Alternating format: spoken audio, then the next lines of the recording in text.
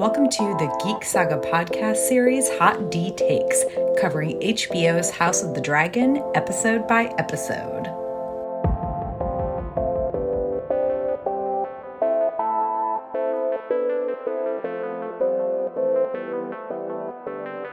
Hi, I'm Tara Lynn of Geek Saga Entertainment, and welcome to Hot D Takes. This podcast series covers HBO's House of the Dragon, episode by episode, with myself, an avid reader of all things ASWAF, and my friend Manny, a Game of Thrones fan who is unsullied, aka has never read the books, being your stalwart hosts. So first things first, you can find me on Facebook, Instagram, TikTok, and Twitter at A Geek Saga. And I'm Manny, the aforementioned unsullied co-host, and you can find me at Benissimo Art, or probably not, because it's really not that great yet, but, eventually I'll get there. Thanks for joining us for our second episode. We will cover episode 2, House of the Dragon, The Rogue Prince. As a reminder, expect spoilers from the episode we're covering, but less obvious, there will be very minimal book spoilers from Fire and Blood, which is, of course, the source material for House of the Dragon. We'll start with an episode summary, then cover what we think are the main hot takes from the episode, and conclude with an episode-specific favorites roundup. We also have a rating system that will, like true Targaryens, fill in when and where we please, and that system includes rating things on a scale from 1 to 10 Targ eyebrows. Last but not least, each week we're joined by a special guest. This week, it's Tommy of the TKOK podcast and newly dubbed our ASWAF moderator on Reddit. Tommy, where can everyone find you on social media? Hey, everybody. Thanks for having me. Really excited to be here.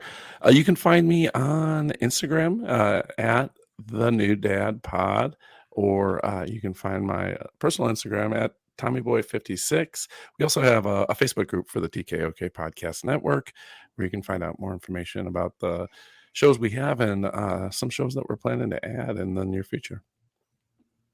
All right. Super excited to have you join us. Now, just one last piece of business before we dig in. Don't forget that Geek Saga Entertainment now has a Patreon with 10 tiers ranging from $1 a month to $40 a month. It offers tons of ways to support us and receive some great perks in return. In fact, we recently updated our tiers to include new perks for our $3 per month guard tier and for all tiers from $5 a month and up, including early access to these Hot D podcast episodes. Check it out at patreon.com/geeksaga_entertainment. And now it's time for the long and short of it, our weekly episode summary.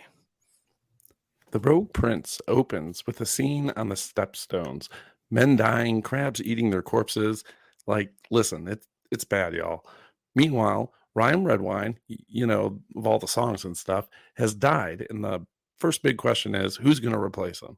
But before we can get into that, here's another important question. Can you believe it's been 6 months since just last week? Because we kind of can't. And yet it has. And it seems clear that Rhaenyra has been trying to take the lead and show everyone that she is worthy of being named Viserys' heir, including being part of choosing Ryan Redwine's replacement, which at first doesn't seem to be doing the best job of, but hey, maybe that's good old Otto being himself, because it's clear she wants someone that has actual combat experience. And that someone happens to be Kristen Cole, the tourney champion from the season premiere. Insert heart eyes for all the Kristen Cole stands. We know you're out there. And meanwhile, Alicent and Viserys are still hanging out, which is just as icky as ever, but hey, here comes Rhaenys and Corlys with a quote, unquote, solution. Viserys can marry their 12-year-old daughter, Laena. Hooray! And listen, this maybe wouldn't be the worst solution, but the Iron Throne is still very bitey with Viserys, and now he has a wound on his finger that won't heal, which basically just means his time is probably short. And can he even wait until she turns 14 to bed her? Fucking ew. To be fair, Rhaenys, Laena's mother, isn't fond of this either, but she knows how things are, and when Rhaenyra says, well, I am the queen, I will create a new order, her aunt schools her. Men would sooner put the realm to the torch than to see a woman ascend to the Iron Throne, Rhaenys asserts. And let's be real, history has never proved her wrong. And finally, we come to the reason why this episode is titled The Rogue Prince, because Damon has hied off to Dragonstone with the egg meant for Balon, because he's gonna up and marry his paramour, Missaria, who he kind of claims is pregnant. And while Viserys wants to go check his shit, good old Otto says that's a bad idea and offers to go himself. Which he does, but of course he's about to fail miserably because, lol, Damon ain't accepting that shit. And then Rhaenyra shows up on Syrax and owns the day. She is, after all, the princess of Dragonstone, and she is not happy that Unky Damon took the egg meant for her deceased Bebe brother Balin's cradle. While Damon still insists that he will marry Missaria, she's not actually pregnant, and in the end he tosses the egg back to Rhaenyra. Viserys isn't too happy with Rhaenyra for going to Dragonstone at all. It seems he's angry that she did it without his leave / against his wishes, but he's also concerned because she's his only heir and could have been hurt. Unfortunately, despite his claims that he doesn't want to take another wife, this might have egged him, into doing just that, as he calls a small council meeting and announces that he will marry Alicent Hightower. Which, okay, let's be real, we were all kind of expecting, right? But this soon? And are any of us surprised that both Corlys and Rhaenyra stomp out of this meeting? No, we aren't. And then there's another meeting of the Second Sons. Sorry, not the Free Company by that name, just Corlys and Daemon plotting. And on that note, we are going to jump into our hot takes. So, hot take number 1. Oh, hey, there is in fact an opening theme. I was very excited. There was some Facebook conversation I was a part of where Ashea from History of Westeros, clap, clap, clap. We all love Ashea. She's the best. Yes. She did say that there was apparently news that there was for sure an opening theme, gotcha. But it hadn't been in like public news, or I had missed it somehow. So I was really excited to see that there was an opening theme. Excited for you guys because having listened to the first episode, I heard your disappointment. I'm probably in the minority. My hot take was, I'm all for no opening themes. Give me straight. Let's skip all foreplay and go all penetration, right? Let's just go straight to the gist of it and get to it. Yeah, it's funny because as it was playing, I was thinking of you guys and very happy for everyone. I was disappointed that they used the same exact music, though. Yep. My wife said it was weird. She was like, "Isn't it kind of weird that they use the same music?" Let me ask you guys, because I'm notoriously bad on first watches for picking up a lot of like the small details. Was it the Red Keep that? Was that your impression that that's what the blood was going through? Some version of the Red Keep? Yes. Yes. Okay. Yeah. Okay. Actually, I was watching it with my roommate essentially, and he has read the books, but he was like, "Is it just going through the Red Keep? That is kind of weird." Like, well, and it's seals, right? It's right. Seals from the realm that it's wax. It's supposed to be wax, at least as far as I could tell. Gotcha. But it looks like blood a little bit too. Yeah, and I kind of gathered as blood, but maybe it could have been. I didn't even think about it being wax. I just thought, it's blood. Of course, it's Targaryens. I mean, it's blood. I guess I assumed it was wax because of the seals thing. I guess right. No, I like that idea. I didn't consider it, but it's like very smart. It's also moving very fast for wax, to be honest. So, I could be wrong, but my assumption was it's wax because of the seals. But they move so quickly through the seals, and the angle isn't great. Right. I mean, to be honest, I was disappointed. I didn't expect it to be Game of Thrones because, let's be real, as much as I had issues with that show, the opening was always a delight. I never skipped it. Ever. I never skipped it either, yeah. It's like Westworld. Like you love the music and you love the imagery and you don't skip it. But for this one, I don't know. So I have a weird take on this one, and maybe I'm pulling this apart way too much and being a little too cerebral with it, right? Is that when the Game of Thrones opening, the whole sequence, they show all the different areas and the different Mhm. lands on the map and like all this kind of stuff, because that's how the show kind of was, kind of showing itself like, yeah, these are the different things that we're going to be dealing with. And what I didn't like about this one is that number one, they're using the Game of Thrones theme as opposed to making something that's more independent, like to theirs. Because I think what they have going is actually really good. 2 episodes into it, like I'm definitely hooked. I'm like, oh yeah, I definitely want to see where this is going. Oh yeah. So by just gauging the opening theme or the opening sequence, I would assume, okay, all of these stories are going to take place, King's Landing, all these things, they all going to take place right here because that's what the opening theme is kind of leading me to believe. However, in this episode, now they're talking about these people on the ocean, they're talking about like all these different things, and now I'm kind of like, well, now I'm kind of getting mixed signals. I know that that's some brain surgery on that one, pulling that apart. I may be overdoing it, but that No, was no. kind of what I got. No, 100%. I think you have to think of it that way, and I think, with truly, I think there's some misdirection here because the crab feeder stuff really, again, it's like I think foreshadowing, a little Mhm. bit more so because we still don't really get to it. We just see a little bit more. The first episode, it's oh hey, there's this Kragus crab feeder, and he's gotten his name for his unique methods of killing people. And then now all of a sudden we're seeing it up close and a little bit. And next episode, it seems like we're headed to full on escalation confrontation. But with the exception of the confrontation on Dragonstone, most of it does happen in King's Landing. I would argue, it really does. Yeah. The action, for all intents and purposes, or the action that this episode lacked, perhaps, um, took place in King's Landing. So I still think that could be fair.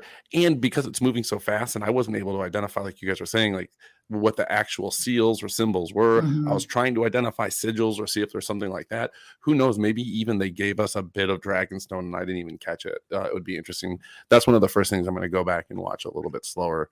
And I think we should note that we're recording this, directly after the recording. So we're on one watch. I mean, we haven't had an opportunity to get a second watch in. Yeah, So we're my coming. brain has not like marinated on everything that I've seen. We kind of get some like real raw thoughts, and then I'm gonna go back and listen to this and be like, oh god, I'm such an idiot. The friend I was watching with, I actually have a map of Planetos over my mantle at my house in South Carolina. And he paused it and he was like, show me where the stepstones are. And I was like, I mean, I think they're like here.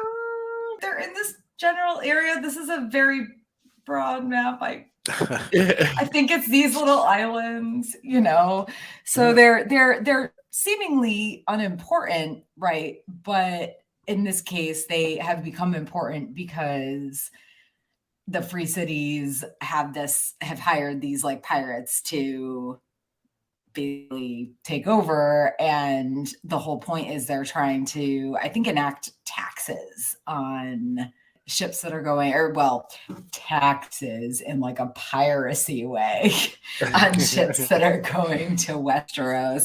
So, which is why like Corlys is big mad because that's his money, y'all. Yeah. Well, no, like, so these guys are legit. These guys are from the people that are on the Steps of Stones, like took out all the pirates. They were Kragas is like a commander of the Three Sisters cities. I forget if it's like Leesmere and Pentos or what three cities make them up. But yeah, so that they're now like feeling like there's some legitimacy in taxing the hell out of them. So that was in the stepstones, they kind of remind me of, I mean, there's better probably comparisons, but it's kind of like Bering Strait for just kind of like anthropology purposes. These are like what people thought like the first men kind of walked over on, and the children of the forest supposedly smashed them, and now that's why there's this island chain. So it's there's some mythos there in the Planetos as well. And they're definitely important in terms of trade, but For sure. Yeah. Viserys is wanting to just ignore them. And yeah, any last thoughts on the opening theme, such as it is? I mean, I just was really surprised that it was the same exact music, but I don't know. Since we were talking about like soundtracks last time we were talking about like Battlestar Galactica, you know, like before this episode came, like I kept thinking of like that type of music, like those taiko drums, you know, like because that's what I kind of envision in my head to be something like the Targaryens, you know, like I just so to kind of hear the same theme, look, it's fine, it's not a big deal, but it just is kind of lame that they're using the same. That's it. I mean, like the whole sequence is fine, you know, the sequence is fine, but the music, yeah, they should have changed it. You know, they should have given something that was more personal to them. You know, something more. I don't know. Yeah, I'm gonna stick with my original hot take that the intros are overrated. You're probably more right than anything. So, I think that they have Targaryen specific music, and that's probably it is still similar to the overall Game of Thrones theme, and I think they probably could and should have used that. Is my thought. But okay, hot take number 2. It's been 6 months. What with the time skip?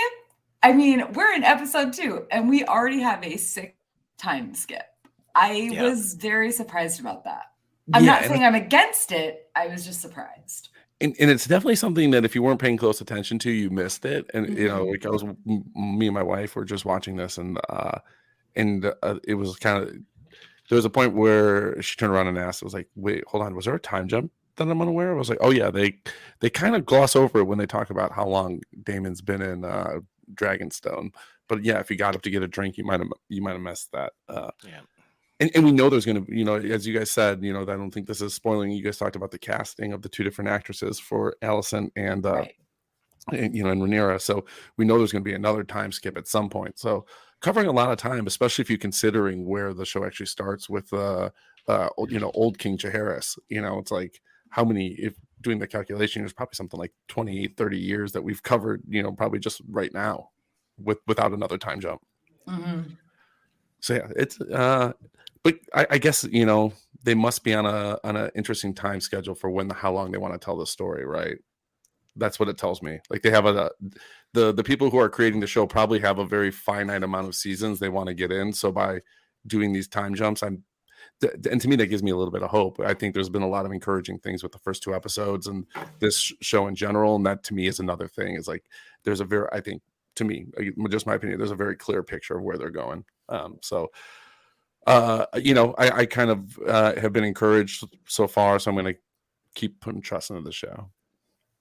I don't know, Manny, as somebody who hasn't read the books, obviously the time jump between the council at Harrenhal and the main start of the show was one thing, but were you kind of... It kind of, you know, what's funny though is that, see, in the first episode when they did that little time jump like that, it was perfect because it was just, they're just opening it up. This is what's going on. Boom. Like, you know, so to me, that was very natural with it. To have a time jump that's just like 6 months, you know, and it's just like it's in the middle of the episode. And it's like you said, you could have totally have missed it. You know, if I went to the bathroom, I would have had no idea. And all of a sudden they all have babies and we're like, dude, what's going on here? You know, like I'm totally cool with like little bits of like time jump, but I think that the way they just kind of did it so nonchalantly and that it could be really easily missed. I'm just hoping that down the road, and I understand it's just a 6-month, you know, jump, so it's not a big deal. I'm hoping that when they change actresses, that it'll be a little more like, okay, here is what's happening now. Like it kind of builds up a little better, but it didn't really bother me. But yeah, it could have been easily missed, and I don't know. I mean, but probably nothing happened in those 6 months, so you know. Right. To be fair, I watched the episode twice. I'm not gonna say how, but I did. And just the mention of it being 6 months later, it was very quick. And I don't have a problem with it per se, but I think that they need to be careful if they're going to keep doing this, because at some point it's going to seem like really forced. And I'm sorry, did you really not have any story to tell? I mean, listen, we all know the book that this is based on, and obviously not going to get into spoilers. It's a historical text, essentially. So they don't like get into a lot of things. They do absolutely skip forward a lot, but there's a difference between a book that is written as an historical text and a show that is airing week to week. And when it comes to the time jump, when they actually change actresses, that's one thing. But it was, to me, it was a little bit off-putting that they just had like, oh, it's 6 months later. And we're just going to kind of like shove it into one throwaway line and hope everybody notices. Yeah. You know, it's not even a complaint. It's just, I don't know, guys. Come on. I mean, just have just a little bit of a transition, just something, you know. I mean, just give us a fade out. Just give us something to where it's like, oh, some time has passed. You know?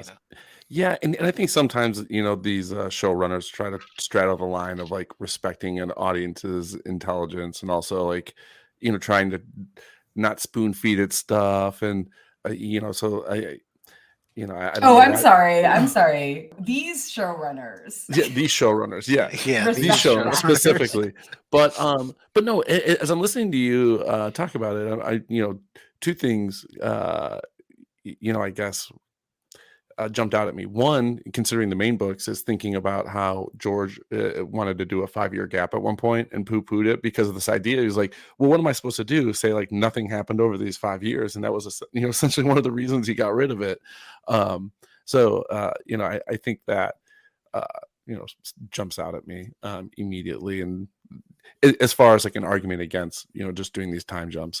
But also when you're talking about Fire and Blood, yeah, when you're talking about, you know, 100, you tell 175 years of history or more, 200 years, 300 years of history, and, you know, 300 and something pages, you can do 6 months in a paragraph or two, right? It doesn't seem as egregious.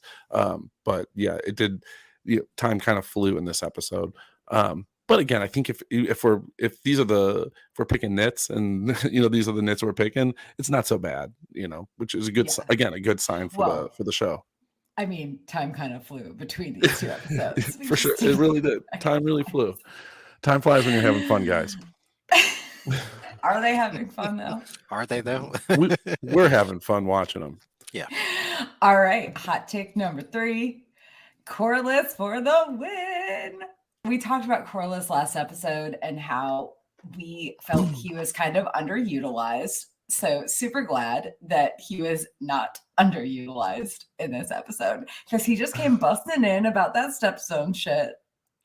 And there's maybe, you know, some like about offering up his 12-year-old daughter as the new queen to this super sus kind of super sus about to this elderly Viserys. But yeah, there's a lot of Corliss stuff. Like he stomped out when she was refused, you know, when Viserys chose someone else, and then he was like plotting with Daemon at the end. Like he's finally getting some plot.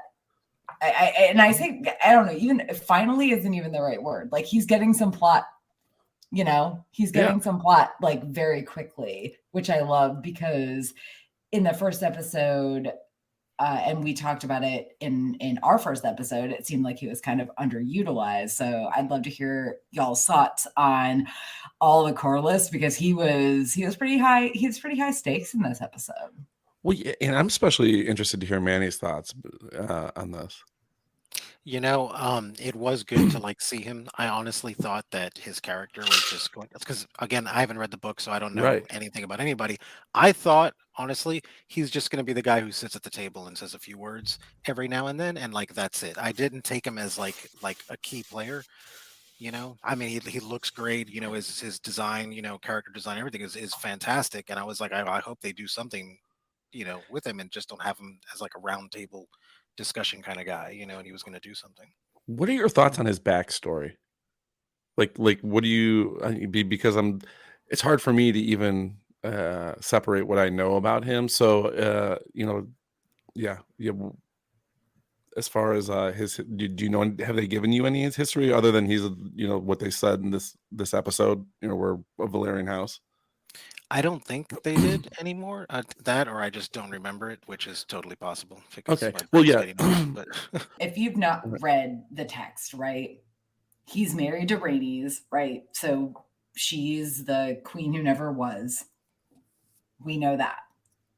They mention a couple times that he's very rich, and it's there's very, very little given. Okay, that's what I figured. Yeah. Yeah. Because I hope they paint that picture. I know that's one of the spin-off show possibilities is like his younger years. That's like, one of the, and he's such a fan favorite from book readers. People really love him. I feel that even with the added screen time and he was great. I love the actor as well. Stephen Toussaint is fantastic. Fantastic. Really great performance. But I hope they give us, and I trust that they will, but something a little bit more, because knowing what I know, I want someone like Manny to get all that, and to buy into the character, because it does help you like have more like blood in the game, right? Yeah, and that was one thing I did appreciate about what they did with his character in this episode, because look, coming from like my point of view, I don't know anybody. Anyone sitting at the table, as far as I know, look, one of them is going to die of a heart attack in this scene, and I have no idea. Like who knows? So it's like in episode 9, 6 of them are going to have their heads chopped off. Yeah, exactly. And exactly, if it's one thing that watching the original Game of Thrones shows was just don't get attached to anyone, because who knows? So I'm always cautious about liking anyone, because I'm like, well, I'm gonna have to say goodbye to them. I'm gonna get pissed. But it was cool to like. Because I liked the fact that he like stormed in there and was like saying, and then when that thing with the arranged marriage or whatever, he like storms out, and I was like, okay. And then when he stormed out, at that point I was already kind of like surmising. I was like, oh, okay, something's gonna happen here. He's gonna go to Damon or something like that. Like I was like, something's gonna happen. So it was really cool to see it, and I love that they have like another. I'm not going to say antagonist, because we're not really sure, but it's nice that they have another player in there, because at first it was like, okay, it's going to be Damon, it's going to be Damon, and it's going to be Damon. But now when you're kind of seeing these other kind of pieces falling into place, and it definitely made it like a lot more exciting for me anyway. I think that something that was said in some interviews, and that's not super spoilery, is that Martin was saying that there's no Arya. There's no John, there's no character you can get behind that's absolutely like, this character is good, which I don't necessarily agree with, because also like both of them, like all of the characters in Game of Thrones were flawed in their own ways. Like Arya was literally a murderess. Okay. Love her, but still a murderess. Sansa is the best. But But he said that in this show, it's going to be hard to get behind any one character, because none of them are inherently good. None of them really are a character that you're going to say like, this guy, right? Like this girl, this guy, this person is somebody who is great. And I think that already they're doing a good job with that with Corlys, because in episode 1, he didn't really have much of a story, right? But he still seemed to be a voice of reason. And then in episode 2, he still has that voice of reason thing, because he has a point about the stepstones stuff, but also there is some personal gain behind it, personal issues behind it, because his standing, his money, etc., can be affected by it. And then obviously he's offering his 12-year-old daughter up to be, the new queen. And but like, she doesn't have to be with him until she's 14. And it's like, oh, this is still really gross. This guy's like 50. This guy's like 50. Like this child is younger than my youngest stepchild, and this king is older than my husband, as far as I can tell. So Yep. But I guess if there's like a way to look at it, it's that they kind of whitewashed that a little bit from the Game of Thrones series, right? Because like by aging up a lot of the actresses, like Khaleesi, Mm. Daenerys Targaryen and Jorah, the age discrepancy in the books is way more startling than the show made it seem, which makes that whole relationship just much more icky, right? Oh, I mean, Khaleesi, Daenerys and Khal Drogo Yeah, is huge. She's like 13 right. when she marries him, and he's like in his 20s. So, Yikes. at least I mean, I don't know. I guess like give the showrunners credit for showing the ugly side of this. Mhm. Like this period of time where you're literally, like forcing little girls to marry, like old men that, like there's and that is where I think is the show is kind of doing an okay job of starting to paint some of these tragic characters. Like you guys talked about Viserys, last week a little bit, being George's quote about how he didn't like writing him, but he felt the show did a much better job of showing him as being conflicted, or kind of you feel bad for him. And I think Damon is there. Yeah, I'm starting. I thought they had a missed opportunity in today's episode, but some of the stuff we saw with him, I think you're starting to see. He didn't get to pick his own wife. He's, a second son, as he's kind of surmising with Corlys. There's that Condell quote, like all he really wants to do is be by his brother. And there's everyone near his brother trying to keep him away from him. So, but. Knowing what we know about as book readers about the dance, there aren't really a lot of likable characters. So so like George isn't too far off in that quote. Like where there isn't an Arya Stark, it's hard. There's a lot of people that are just really hard to root for in this story, the way it plays out. So I mean, I'm still gonna forever stan Corlys. Well, and I was gonna say also, like when he wanted, the king to marry his 12-year-old daughter, like I really there was a part of me that really felt like he's doing this for like the good of the realm, and not to like try to have his line intertwined with like honestly, and again, maybe I'm completely naive like that and I'm totally wrong, but that was like the feeling I got. It was like, okay, he's being noble about this, like he's trying to do the right thing for the realm. So I think there's a mix. I think there's a mix there. I think he absolutely thinks he's doing the right thing for the realm, but I also think that I also knowing Corlys from the books, again, not to be spoilery, but like knowing Corlys from the books, he also has an agenda. And having his daughter on the throne when his wife was passed over is important to him. And I really think to both of them, but we'll get into that when we talk about Rhaenys in a bit, because we are going to talk about Rhaenys in a bit. I think the word with him is pride, and I think that's what the actor does such a good job of conveying is Corlys's pride. It really comes through on the screen. Nice. And he also, I mean, I'm just so excited that he got more in this episode. For sure. I'm so excited to see more of him. Like I said, he's finally getting some plot, y'all. Very excited. And I think, I'd rather have them slowly give us, his backstory than just give us like an exposition dump, right before a battle with the crab feeder. So I don't want to make it seem as though I'm complaining that we haven't gotten that yet, but I do hope that they really give, the viewers who haven't read enough information to love them as much as everyone else does.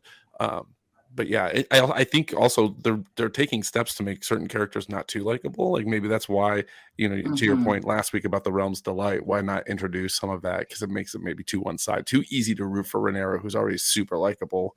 Yeah, so. Well, which they aren't doing really, but right. Meanwhile, hot take number 4, Lena is adorable. Oh, that is all. It was adorable, man. I mean, it was so cute. She's trying so hard. Her wig is still so bad. Yeah. Oh, I'm not about that wig. Like I don't know how I feel about it.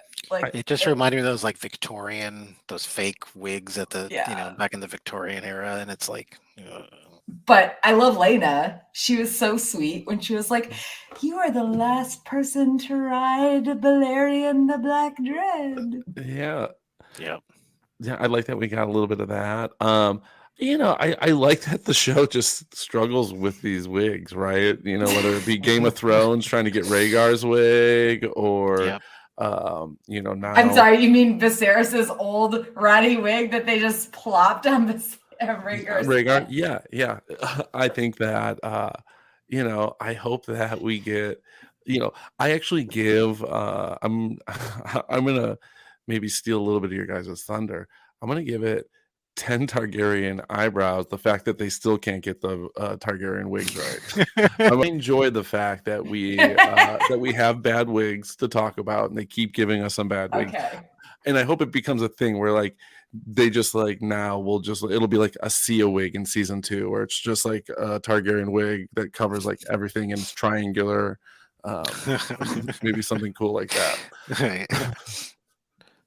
Also, you're not stealing our thunder. That's the point. Okay, the point is to just rate things by Targaryen eyebrows whenever you feel like it. Perfect. Okay, perfect. Nailed it. Yeah. But she was so cute. She's and great. So sweet. There were a lot of things that happened in this episode, but I wanted to bring her to the forefront because it was so weird, and it was like weird and gross and sweet and gross, Yeah. Like I like saw her, and when she's walking with the king, it's like the daddy instinct in me came out. It's where I'm like, oh, sweetheart, you need to go home. Like you need to go home. I mean, I half expected Chris Hansen to like peer from around a bush and to be like, "Hey, Viserys, here's a towel. Go put this on. Get out of here. Get out of here. Targab 69. Get out of here." He's like, "I brought some Arbor Mist." Yeah. God. Oh man. Yeah. But she was so she was so cute, and she was trying so hard because this is what her parents expected of her, which is also kind of gross. She's doing her duty, which is sad. That's the hard part and the reality. And they're painting a very brutal picture for women in this world, and it's super accurate, as far as like this world in just a medieval times. And I know things haven't changed super a lot since then, so a little bit better, but it's brutal, and they're not really pulling any punches with that in the first 2 episodes.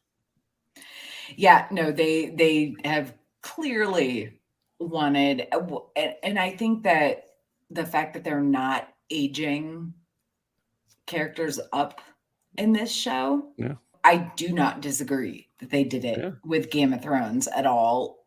I think that it was necessary, but I think that in this show, with what they want to portray, they need to keep it true to the text, because otherwise they aren't going to make the point they want to make. And God, they made it hardcore last week with Emma's C-section, which I rewatched again today before I watched this episode.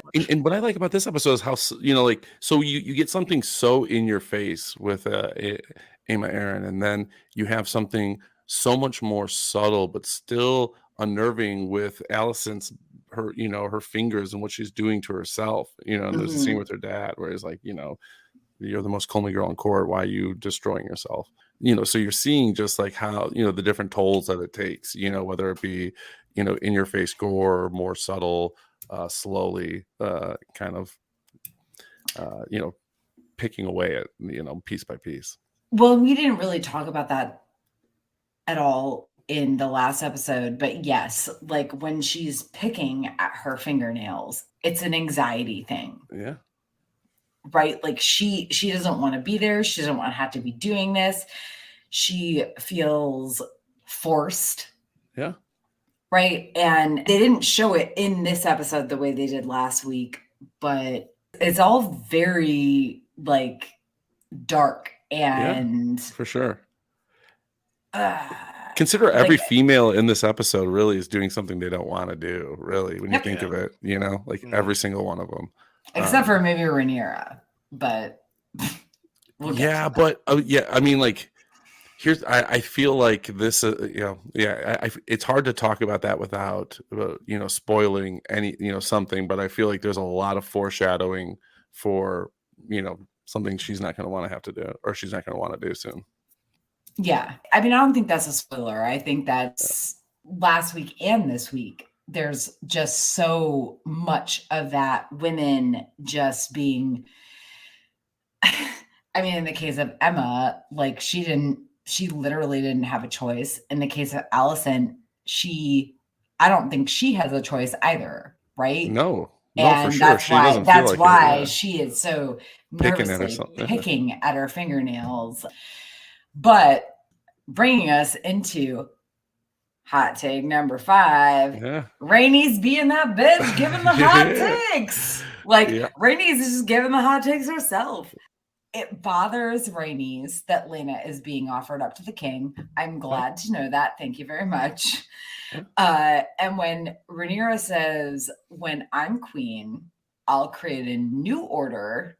P.S. Like, come on, Rhaenyra, don't be rude to your aunt. Because that whole conversation with them was just like, girls, stop being bitches to each other. Okay. Right. But Rhaenys' response was legit. Yeah. Men would sooner put the realm to the torch than see a woman ascend the Iron Throne. And obviously she knows that by experience. And do you guys think she's super bitter about it? I feel like she's like a little bit bitter about it, but not like super angry. I feel like she's just like, the vibe I got is that she's just resigned to that's the way life is. And it's just kind of like, whatever. Like, honestly, I saw a lot of myself in that conversation with her, because it's just kind of like, there's just things that you're just like, do I like it? No, but it is what it is, Yeah, there's some jadedness there. I also think, to me, it reminds me a lot of the ongoing kind of back and forth with the student loan discussion, where there's like a large segment of people who are like, well, listen, I fucking paid my student loans. And so I don't think it's fair that this young person thinks they're going to come in and get their student loans unpaid for. And I think, like, hey, I was a woman. I was the next. That was supposed to be there. They had a council and they picked this asshole. So, like, what do you think is going to happen for you? Like, no, go ahead, have your pipe dream. You can change it, but it's, you should have to go through the same shit I went through. Yeah. But Rhaenys, Tommy, like you said, she's not necessarily angry about what happened, but she also has a really good handle on what the future is. And she's not wrong, right? Yeah. Like, yes, all of these people pledge their loyalty to you, but what happens when your daddy marries someone else and has a boy? What happens when they do a time jump and all those people are no longer alive? It's like, exactly. Like it's if we can jump 6 months in between episodes 1 and 2, Well, yeah. And we have older actresses, so just keep that in the back of your mind, or they're coming at some point. So I mean, I think well, and before I say this point, have you guys seen the meme? It was made of like Rhaenys and Corlys at the tourney, and it's them, and they're just like smoking blunts up in the high stands. Just like kick back. No, I haven't seen that. It looks awesome. Dope. And like, to me, that's what it's like. I don't know, like Corlys and Rhaenys remind me of like a couple that I've like chopped it up with, and I'd go over and I'd smoke blunts, and like, like homegirl's just like spit knowledge, and then like Corlys is just like some like battle proven dude that like he's got all this war stories, and like his girl's really smart, and you're just like, I like hanging out with this couple. Like I just like coming over here, and like I like talking to him. Yeah, they seem like the couple that I'd like to go chill with the most so far that I've been introduced to. But they also spit the real truth, For and sure. nobody wants to hear it. Like Yeah. Rhaenyra doesn't want to hear it. The small council doesn't want to hear it from Corlys. Like, Yeah, and should be said, and again, this is not spoilery, I don't think, but Viserys's like reign was, you know, primarily described as like peaceful, and like everyone was really happy because he was so like he was a yes man, he just like he was a people pleaser, and a lot of people, a lot of like really the lords all got pretty wealthy off of while he was there, and not a lot of was put into infrastructure, but like people looked at his reign because he just didn't want to, like, he avoided confrontation and conflict, and so this is like in character a little bit. Like they don't show him as like jovial as they did in the books, but certainly his like disdain for confrontation and avoidance of that sort of thing is true to his nature. well, we talked about that last week. Dan mentioned it, Yeah. about how in Fire and Blood he's shown as being like, like a glass of wine in his Yeah. hand, like, "Rah," just like he kind of looks like, to be honest, like a sop. Yeah, for sure. Yeah. And I know that Martin said he hated writing about Viserys. He had no like connection to him, right? And that in the series they make him more relatable. And I'm over here just like, I mean, yes, he's not wrong. He is more relatable, but not in a good way. So I honestly think that he's just, Ned Stark light. Like that's what I gather from him, because he comes off as almost like they're trying to write the same type of character, but he's just not as likable or like as warm as the other one. So I have a little bit of a hard time kind of caring, like about his character. Like I see what he's doing, and honestly, at the table, he really is kind of more of a gentle guy. He is kind of trying to do the right thing, but I don't know. I'm having a hard time connecting with this character at all. He just seems kind of more of like a pushover, because honestly, if it was me, I would have been like Rhaenyra, and I would have sent the dragon to where those pirates were and just decimated them, because that's what should have been done, just to send a message. Right. Like that's where I would have been. And this guy's like, oh no, I don't want to risk open war. I'm like, bro, you got dragons. Go use them. If you throw fire on those people, they won't do it again. Yeah. I think they have an opportunity. I thought they had an opportunity to make him very relatable, or more someone I was sensitive towards, but the decision to take the baby out, I don't know. I mean, I'm a father of two. I still think, like knowing what I know and having that decision, I would, choose my wife every time. And I don't know if that makes me a bad person, but I had a hard time relating to that decision. And afterwards, just, I don't know. I found it. I just disliked that decision. It made me dislike him more. And that's not really clear in the books that happened that way. Like she dies in the books, but it doesn't say like there was this decision that was made, and it doesn't mean that it didn't go down that way. But I feel like if you're trying to make it more relatable, that was an odd decision for me. Well, yeah, and I think that that's the part that was like the disconnect, was the fact that he didn't even like consult her. It was just, oh, this is what has to do because having an heir is like the most important thing. So meanwhile, I'm going to tear this baby out of, my wife, and she's going to die. However, if I just let the baby go, maybe she can, that you have a better opportunity of producing more heir when your wife is alive. Right. So if the baby was breech, right, there was probably no way that both her and the baby could live. Even with modern medicine, if the baby is breech and they can't turn it, they will schedule a C-section. So what I do disagree with is the fact that he didn't tell her what was actually happening, right? Like she did not have any clue what was happening. Another thing also that made me think, would they not have had something to like knock her out? I think they say that because they offer milk of the puppet, but they say that we can't give her any more out of risk for the baby.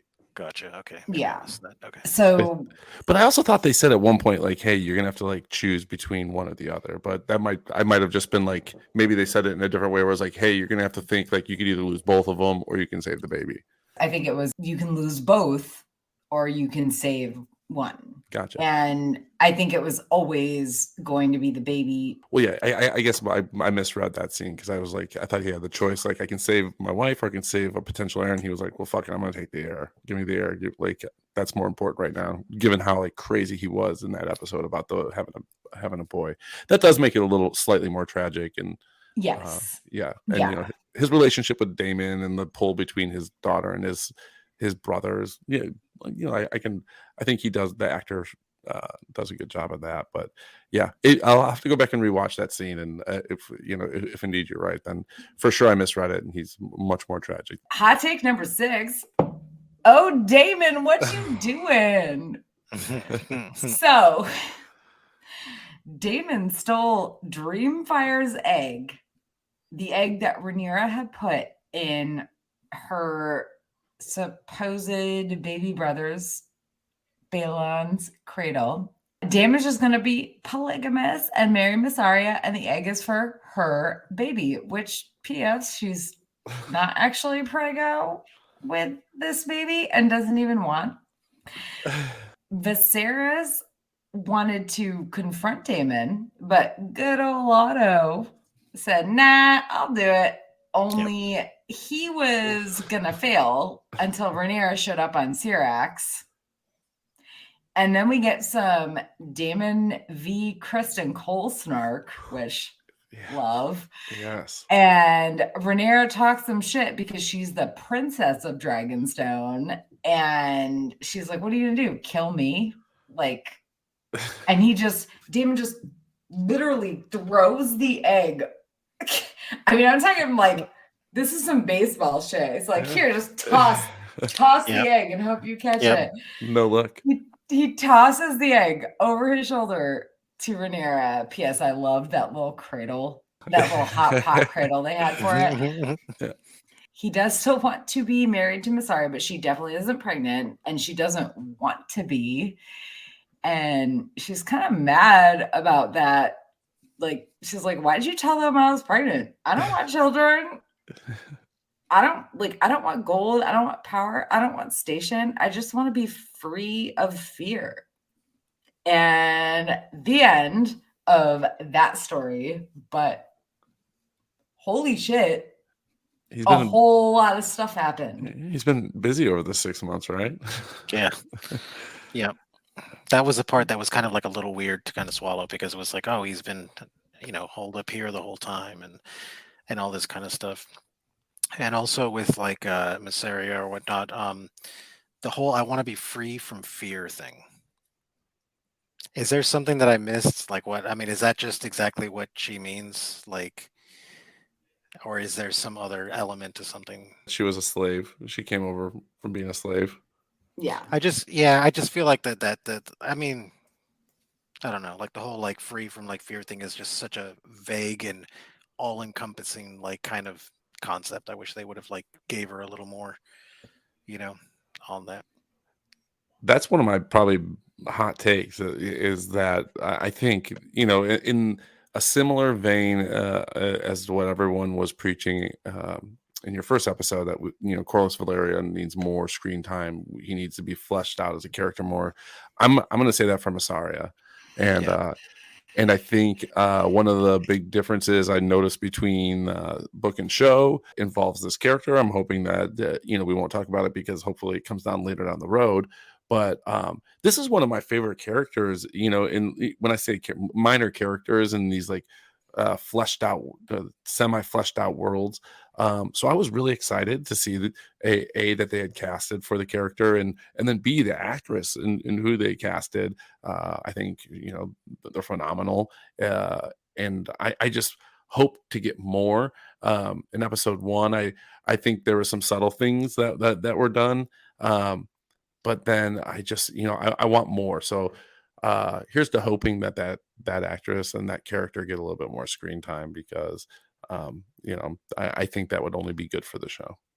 I hope so too, because it's like if this would have been the original, Game of Thrones, and like the Khaleesi was like, I want to be free. Like I know exactly what she wants to be free from, right? There's Right. like no explanation needed. So that was the only thing with this where it's like, because number one, the actress is amazing. Like I sat down to watch Ex Machina and I saw her, and then it was actually the day before the first episode. So I was like, oh man, she's in this. Like she's Yeah. awesome. So it's really cool because I like her a lot. I don't know. I feel like trying to put her motivation down so early without knowing like what her character is about is the only disconnect that I really have with the character right now. I think it's weird that Damon was like, she's gonna have my baby, and then she was like, I don't want to have your baby. Like, who are you talking about? Like, are you talking about me? I don't want this. Like, Yep. I got you, girl. I got you. Yeah, I mean that. Well, again, for reasons that whole scene threw me, and I was kind of concerned. I didn't know why she stormed off, on the bridge, and I'm like, what is going on? So yeah, I do hope they really delve into this character. I hope we get a lot more of her. It was a weird. Why did he tell them that she was pregnant? And then she wasn't, and she was like, I never wanted to be pregnant, douche. Like, Yeah. I just wanted this egg, apparently. like, but not so I much that you mean- just like don't fork it over the minute you're like your niece is like, well, they hit me or give me my egg, basically. It's like, oh, all right, here's your egg. That's what it seemed like. It seemed like a big brother picking on like the little sister, and then the parents come in and they're like, you better give her back her ball. Right. And Yeah. just like, nah, okay, For sure. What also the fact that he stole Dreamfire's egg, like the same egg that Rhaenyra put in her baby brother's cradle. Come on, Damon. Yeah, there's some poetry there. Are we trying to be the biggest Extra asshole? petty? We're just trying to be super petty. Yeah. I mean, the Damon v. Kristen Cole snark was strong. Well, I was gonna say, speaking of petty, that was good. Yeah, if I need more Massaria, I also need more of that. Give me a telenovela with just those two, and where they're just like fighting over the same bombshell, and I'll just spoon feed me that for a couple hours, and have it lead right into House of the Dragon. I'll be a happy man. It was very good. They had very good like just acting chemistry with each other, to where it was like that interaction back and forth was short, sweet, but it was like I felt it. It was like, oof. You want to see these two fight. You know what? For all the grief you give Ned Stark, I'll say it kind of gives me the vibes of Ned Stark and Jaime in season 1. How there was like, there was all that tension, and there's like. All you wanted was like, God, I want to see these guys fight. And there's even that scene where Jaime's like, are you going to be in the tourney? He's like, I don't fight people because I don't want them to see what I'm going to look like when I actually try to kill him. He's like, oh, that was pretty badass. Yeah. So yeah, there's a little bit of that, which I really enjoy. I think that with Damon and Kristen, it's that boy band fight that you always wanted. Oh yeah. Like I want to see that boy band, but like here's Damon with his gold cloaks. And here's Kristen with the rest of the Kingsguard. With the white cloaks, yeah. And they're just like, snap, snap, snap, getting up in each other's faces. That's right. The Jets and the Cobras. Yeah. It's great. These guys, I want them to dance fight. I want them to kiss fight. I want them to sword fight. And let's do it all the fights. Everybody wants Damon and Kristen to just like... Exactly. Yeah. That's the ship I'm shipping for. So I'm not going to spoil what happens, but maybe it does, and maybe it does. I mean, do they kiss though? That's what I want to see. Let's just say they sword fight. It's a sword fight of sorts. Sword fight. All right, hot take number 7. And I'm sorry, but this is you, Sarah's ex Allison. I'm pretty sure no one but Otto wants this. No, but you know what? They almost make it somewhat more palatable by setting up the idea that he's gonna, Viserys might have to marry a 12-year-old, and then you're like, oh, that leaves a very unpleasant taste in my mouth. And then they're like, well, here's something it's a little bit more pleasant, but still unpleasant. It's like because like that whole scenario, it's like the gas prices, right? You're paying $2.50, and then it goes up to $5, and you're like, oh my god, it's Yeah. $5, and it's like, no, wait a minute, we're bringing it down to $4.50, and everybody's like, oh, thank God. Yeah, that's a great analogy. That is fantastic. That's precisely what it's like. Yeah. How old is Allison supposed to be? Like 16 at most? I think they age her down a little bit. So yeah, I think she's 18 when she marries him in the book. So I think she's probably like 16, somewhere right around there. I mean, she looks like a child. Yeah, honestly. she might be 13, somewhere between 13 and 16. Yeah. Yeah. So she's marriageable and bettable. Yeah. Yeah. Nobody wants this. No. Except for good old Otto. Good old Otto. Oh, by the way, Dad of the year. Yeah, you did. You did listen to last week's episode, so we only ever refer to Otto as good old Otto. That's right. Good old Otto. He didn't want Craster to go just undefeated as worst dad in Westeros, so he's like, I'm gonna throw my hat in the ring. Got my hat in. Yeah, I'm gonna be the best. Seriously, Allison is sweet. But it seems like she's just doing what she's told. 1,000%. And then Viserys announces that he's marrying her. And not shockingly, not just Corlys, who's obviously mad because he's not going to marry Lena, but Rhaenyra is like, that scene was one of my favorites in the episode, where right before he names Allison, he gives her the look, and you see Rhaenyra just shoot her eyes over, and it's like, wait, what the fuck is going on? Because she just talked to her dad. They had that conversation, which kind of forebodes her. He's like, "Will you understand? Like what I have to do for the realm?" And she's like, "Yeah, I understand, Dad." And it's kind of like foreboding, like, for me, foreshadowing the idea that, like, hey, if you understand, then you're gonna have to understand when I ask you to do something you don't want to do. But then it's like, and then it's this idea, like, she thinks it's Lena. She saw them walking, and she had that talk with Rhaenys, and she thinks she knows what's coming, and it's like she's totally sideswiped. I just thought that scene was so well acted by everyone involved. So that would be one of my, I'm not going to put it on my favorites for the roundup, but that was highly up there, as well as the scene in the Sept, which I want to ask you guys about just really quickly. I know it's a little off topic, but when they did their prayer, right? She's like, okay, let's do our prayer. I thought, like, how funny if they're both like praying to be queen, right? I think she says something about like missing her mom or something afterwards, which leads you to believe that maybe it was about her mom or even about her dad or something. But I just had that thought when they're in the Sept and they're praying, and I'm like, how fucking, they're both doing this prayer of like, because Allison, I do agree to her that it does seem like she's just doing what she thinks her dad wants to do. Like, I don't think this is what she truly wants.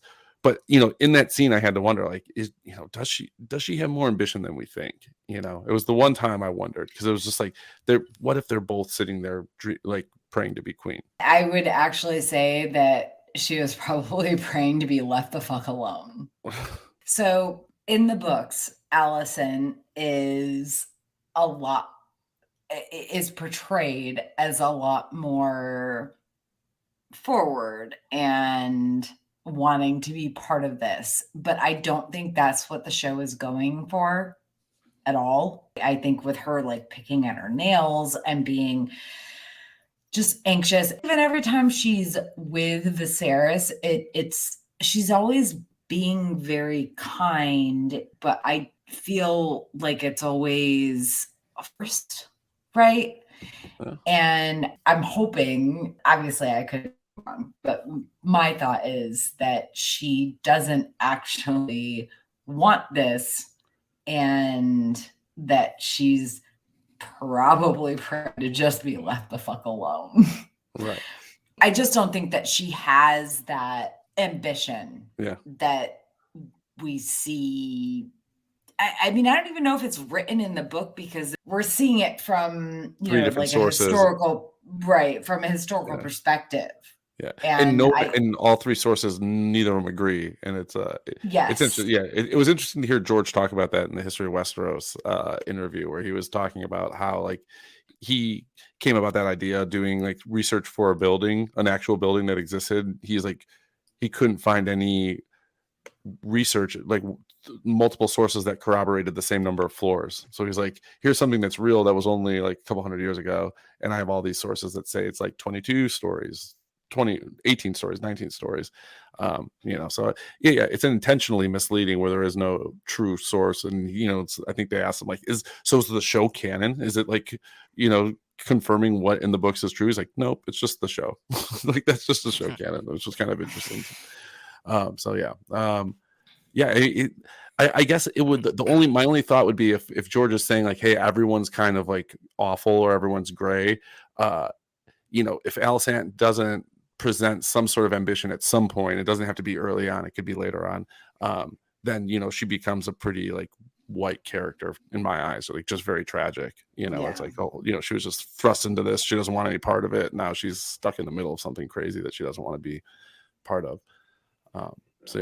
But yeah, ill to Alicent and Viserys, and shame on HBO for making me think that was more palatable than Viserys in a 12-year-old.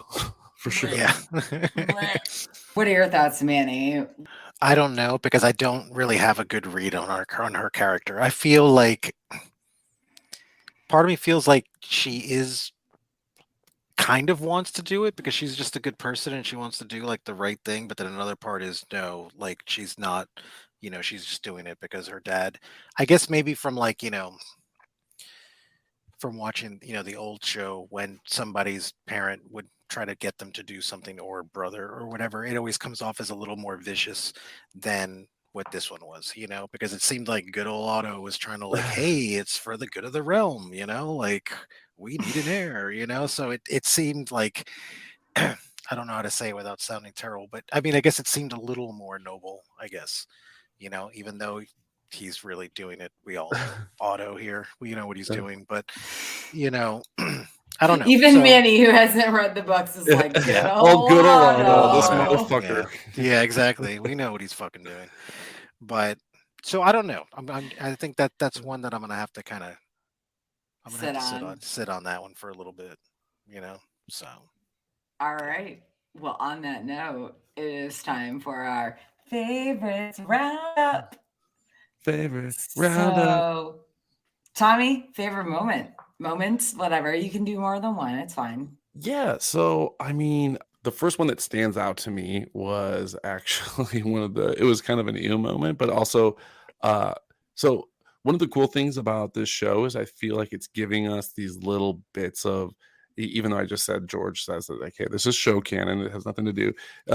There's like, last week we had the prophecy, right? And we got that little tidbit, as well as like this model of Valyria that he's sadly in there carving.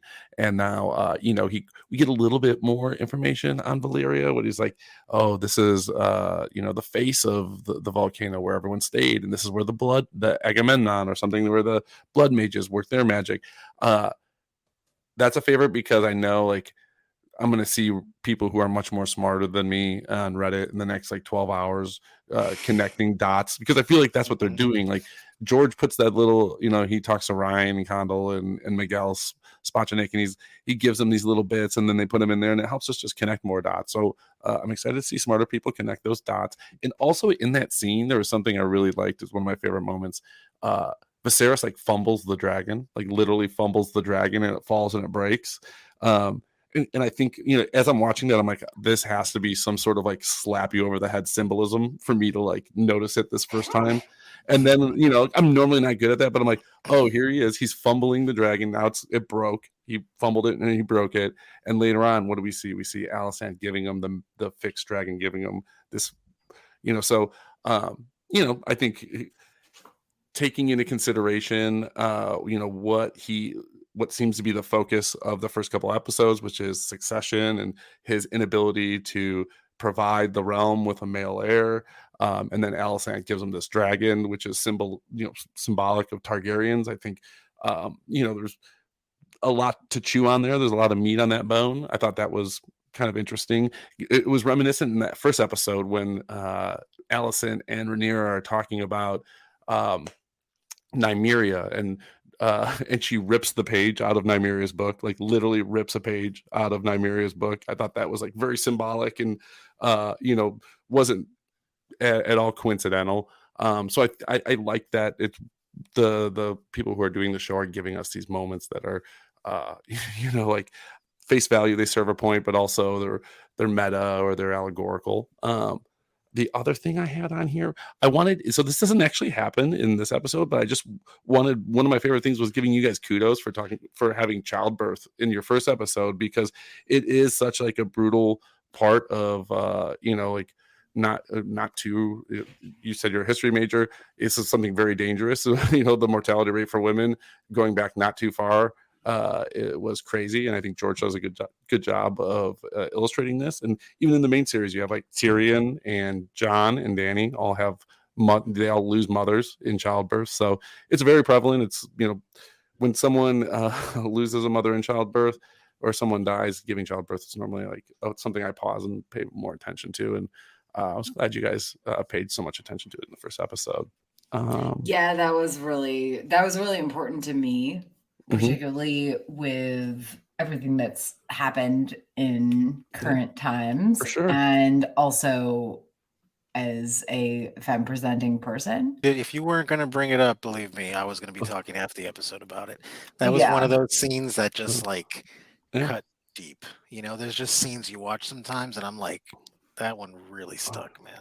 For sure. Someone on Twitter said, I believe it was Yoke Boy from Radio Westeros, said something about it. There's one type of person who has a problem with them portraying this. And I was like, oh, is it dudes who have never seen a woman give birth, or is it red pillars? Because it's like one or the other.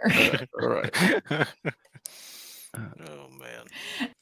So my favorite moments in the same scenes, really, when Rhaenyra shows up with the dragon, awesome. And I just because I just love that, you know what, I'm gonna do my fucking thing. And I was kind of anticipating her going to use the fire to go burn some boats or some people at some point, because I just kind of gathered that's what she's gonna do.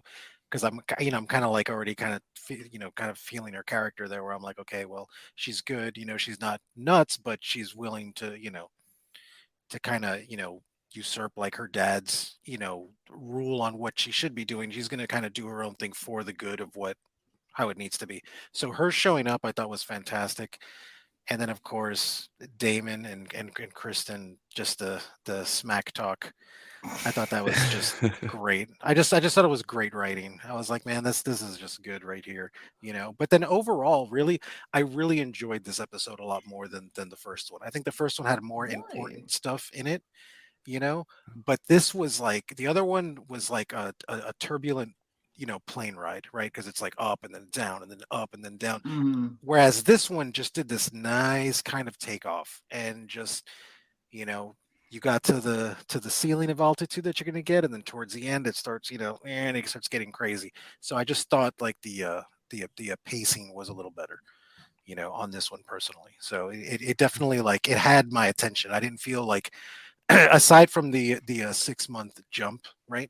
I didn't have to stop too many times and rewind like I did in the first episode. In the first episode, I was like, okay, wait a minute, I missed that. Okay, wait a minute, I missed that. So, the hour episode took me almost 2 hours to watch because I was just kind of jumping around. Where this one, I just felt I don't know, I felt like what it was trying to convey, it just did a really good job with it, so. Yeah, I thought it was a little slower than the first episode, but not in a bad way. Yeah. But for me, it was Rhaenyra showing up on just, hi, I'm busting in on Syrax. I'm gonna take your shit. She showed she showed that she could control and lead in that moment. And I think that there's going to be a lot of questions about whether or not she has the ability to be the leader, the queen, as you will, of Westeros. But in that moment, it really showed that she has the balls, if you will, Mhm. to take control and to say, like, hey, uncle, you asshole. Yep. How dare you take the egg that I put in my brother's cradle, Dreamfire's egg? And for what? Is your paramour even pregnant? Oh, no, she's not. Let's take that back then. Like, I mean, yeah, Damon was like, poof, just threw the egg over his shoulder at her. And she was like, yep, catch. And then she put it in that cute little, I'm sorry, but like that cute Little little Instapot? like hot Little pot. Instapot, yeah. Little hot pot. Little hot pot for the Yeah. egg. Oh, Just love you it. could easily add anytime Rhaenyra speaks in High Valyrian to my favorite roundup, because when she asked the Dragon Keeper which egg in the Valyrian, you know, when she speaks up in the council meeting out of turn, it was like, I mean, it just like that. The actress who plays Rhaenyra is just so good. And Millie really Alcock. good. Millie yeah, Millie Alcock, Alcock yeah. is so Very good. good, so good. Very good. She's awesome in that scene, and I think the High Valyrian makes it even better. Yeah. I agree. Yeah. I agree. Agreed. Well, as we close out the episode, we just want to give a shout out to our Heroes Chair patron and our guest for this episode, Tommy of the TKOK Podcast Network. Thank you so much for supporting us. And thank you to our listeners for joining us for Hot D Takes. Manny and I will be back a little later than usual next week due to Dragon Con, but with a new guest to cover House of the Dragon's third episode, Second of His Name. Thank you for listening to the Geek Saga podcast. If you like what you heard, please check out other Geek Saga entertainment endeavors, including the Sagas and Sass webcast and podcast and Ice and Fire Con.